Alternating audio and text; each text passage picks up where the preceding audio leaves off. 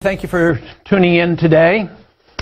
I want to make a few comments on a recent interview I had with Russia Today. I've been interviewed numerous times on Russia Today for quite a few years as a member of Congress and since leaving Congress. Matter of fact, just this week, Russia Today came to the studio here in the Lake Jackson, and they did a sit-down interview as well as a news clip. Now, I thought it'd be routine. It pretty much was routine, what I expected, but it caught the attention of the media, especially on the internet, about what happened afterwards. Because when the program was aired and the interviewer concluded the program, Liz Wahl, she immediately then resigned because she was unhappy with the position of her station, Russia Today, and thought the station was not willing to listen to the truth, and it was too biased pro-Russia and wasn't giving a fair and balanced approach. Now, from my viewpoint, I wouldn't argue the case that Russia Today does not have an agenda. I mean, the money comes from the government, so there will be a bias. But does that mean that NPR in this country, because it gets government money, cannot produce anything? It has a biased agenda. It is slanted in one particular direction. But I've been on NPR, and most of the time I get a fair hearing.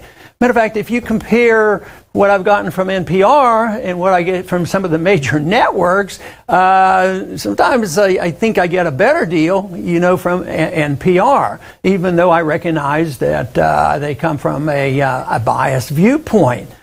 But this is something that was rather surprising because it sort of follows up on a little confrontation that Abby Martin had, last week as well. She took the position of editorializing on RT. She's an RT broadcaster, and she more or less said that RT was unfair and she wanted to tell the truth, and we have to call Russia to task if they are doing things that aren't quite right.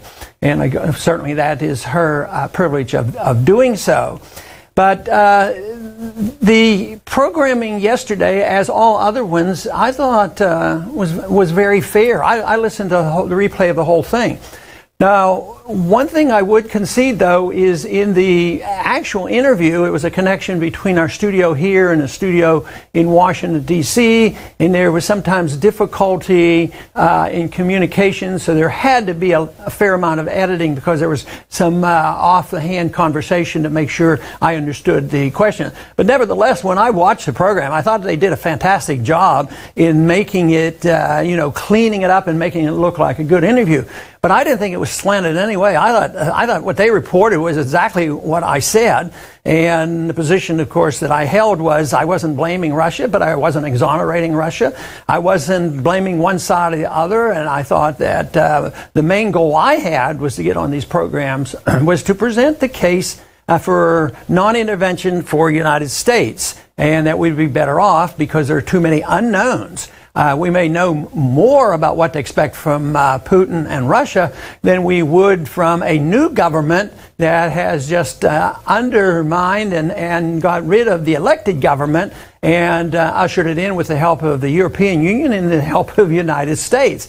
So there's a lot of questions raised about that, but that wasn't the point of Liz Wahl. She didn't worry about that. She was worrying about being biased in favor of Russia, but the other side, they were doing it perfectly all right.